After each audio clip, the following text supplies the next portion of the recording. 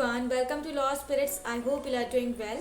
So, I am back with a new, very informative and interesting topic, and that is how to read and understand faster, जो कि काफ़ी demanding topic है for CLAT and other law entrances aspirants, as well as for law students. And as you know that कि CLAT में आपको सिर्फ 2 घंटे में अराउंड 12,000 वर्ड्स पढ़ने पड़ते हैं, एज वेल एज उन्हें अंडरस्टैंड करके आंसर भी करना पड़ता है, तो वो काफ़ी ज़्यादा टफ हो जाता है। और जो लोग जिनकी रीडिंग स्पीड काफ़ी बढ़िया होती है और जो अच्छे से समझ पाते हैं वो NLU पहुंच जाते हैं, और जो नहीं कर पाते हैं वो रुक जाते हैं। ठीक है, वो NLU पहुंचने से रुक जाते हैं। तो इस वीडियो में आपको सारी साइंटिफिक टिप्स एंड ट्रिक्स बताऊंगी, एज वेल एज टॉपर्स के इंटरव्यूज़ के थ्रू जो मैंने कलेक्ट किया है, as well my personal experience also.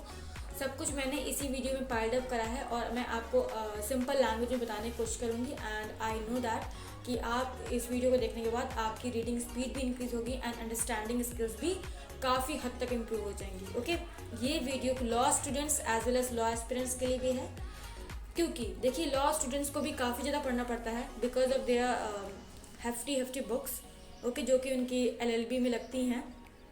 तो वो लॉ स्टूडेंट्स के लिए भी टॉप में ये वीडियो है एंड लॉ एस्पिरेंट्स के लिए भी है। Okay, so before moving further, I want to tell you that if you have any of the problem regarding any of the law entrances, you can just DM me personally on Instagram or Telegram, or just drop down comment in comment section. Okay, and even if you have problem regarding MSCT law admission process or BHU admission process, you can just DM me personally. I'll address it out.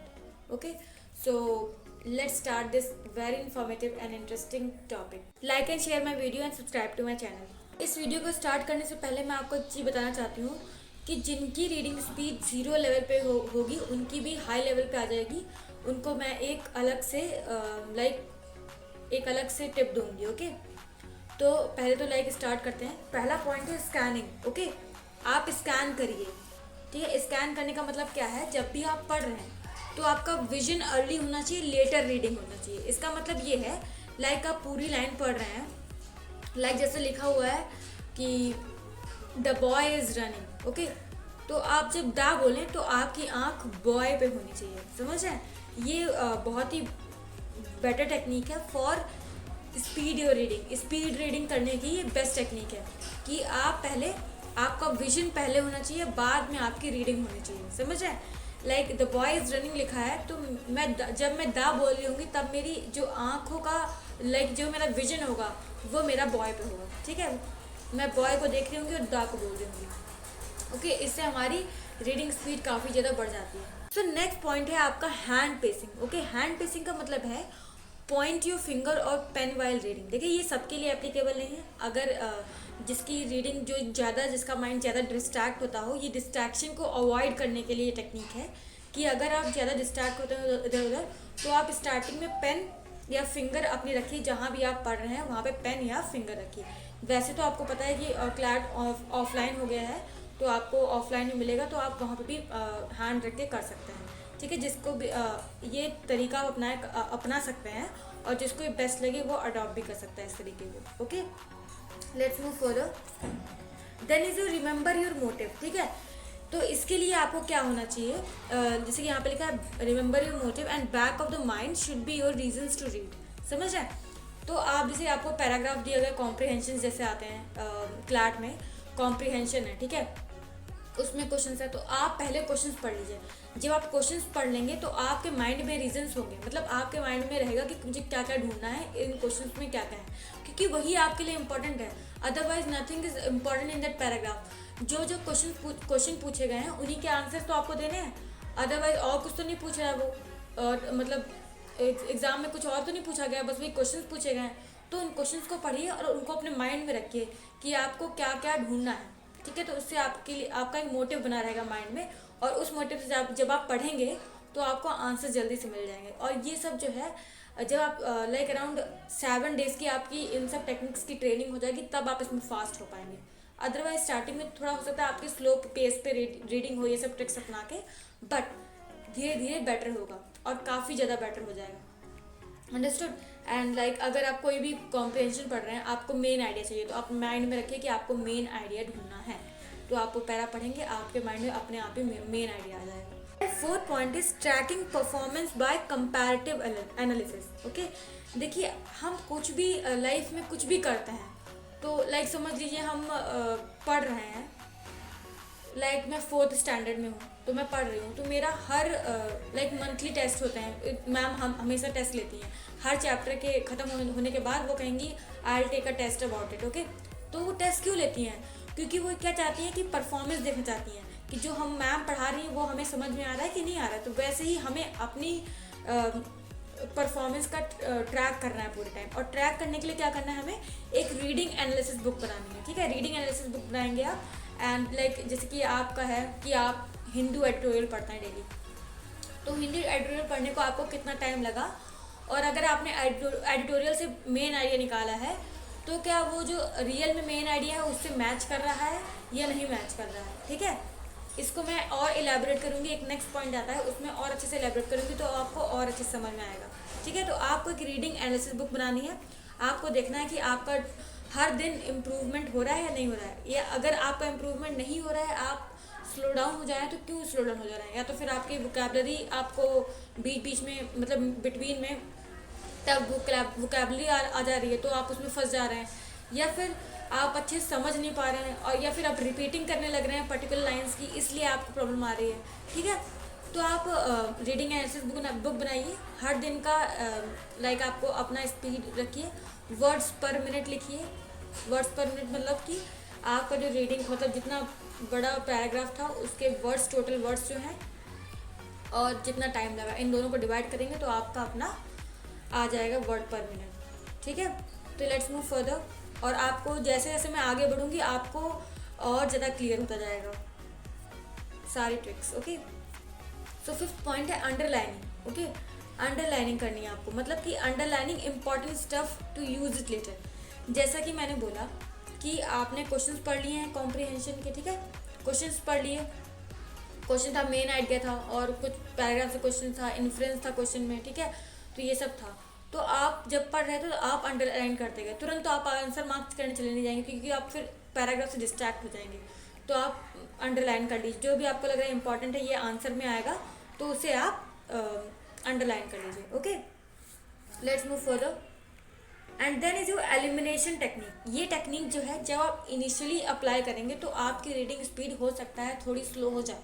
ठीक है, लेकिन but later onwards ये उसमें आप drastic change देखेंगे। मैंने ये जब टेक्निक अप्लाई की थी लाइक आई बेट यू कि बहुत ही ज़्यादा मतलब ड्रास्टिक चेंज बाद में मैं देखा। स्टार्टिंग में थोड़ा मेरा स्लो हो गया था रीडिंग, बट बाद में काफ़ी बढ़िया चेंज हुआ था, काफ़ी फास्ट रीड में करे तो समझ रही थी। एलिमिनेशन टेक्निक ये होती है कि जैसे कि लिखा है the Taj Mahal is a beautiful place, अगर हमने ये लिखा है तो उसमें से दा का कोई काम ही नहीं है, दा से हमें समझ नहीं आ रहा क्या है क्या नहीं। ठीक है, तो हमने लिख दिया, हम ये पढ़ रहे हैं ताजमहल ब्यूटीफुल प्लेस, दा और इसको मैंने हटा दिया, ताजमहल ब्यूटीफुल प्लेस।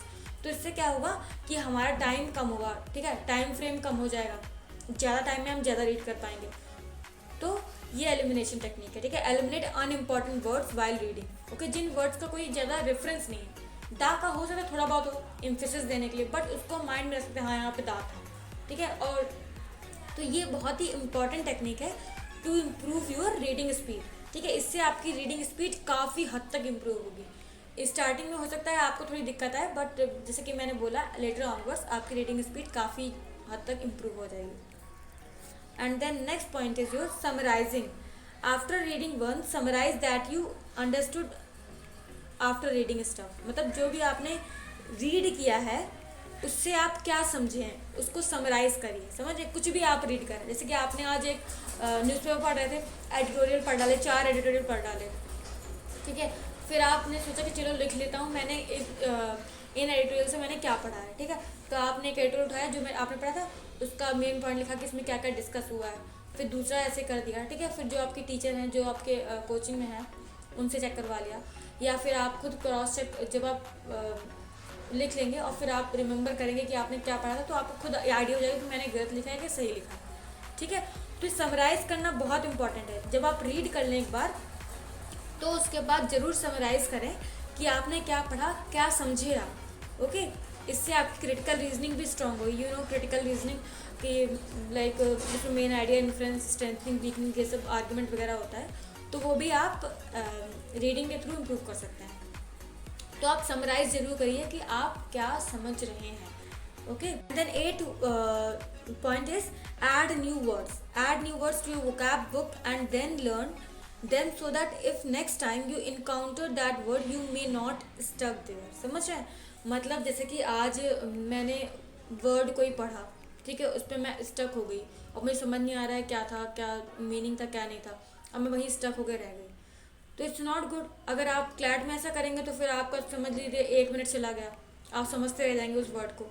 तो ऐसा करिए, उस वर्ड को आप तुरंत अंडरलाइन उसी टाइम अंडरलाइन कर लीजिए और फिर पढ़ते जाइए, जितने टफ वर्ड से अंडरलाइन करते जाइए। और फिर बाद में, क्योंकि आप अगर उसी टाइम स्टक हो जाएंगे तो फिर वो प्रॉब्लम हो जाएगी, क्योंकि क्लैट में भी हो सकता है कुछ वर्ड्स ऐसे आ जाए जो आपको ना पता हो, ठीक है।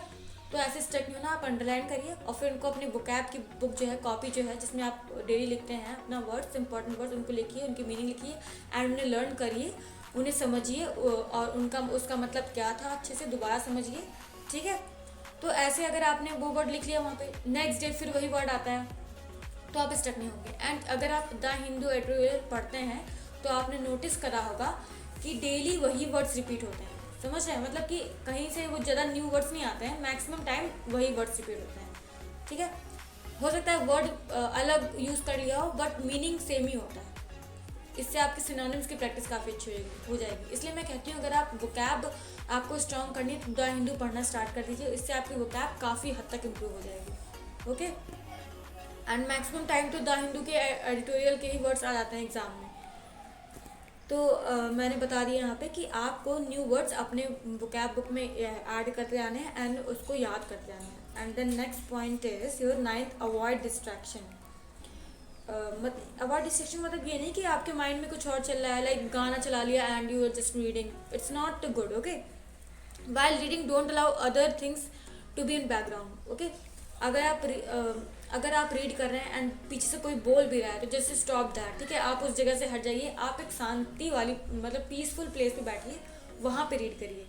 अगर डिस्ट्रैक्शंस रहेंगे तो आप हो सकता है बार बार लाइन्स को रिपीट करें, बार बार वर्ड्स को रिपीट करें एंड समझने में भी बहुत दिक्कत हो जाती है, ठीक है।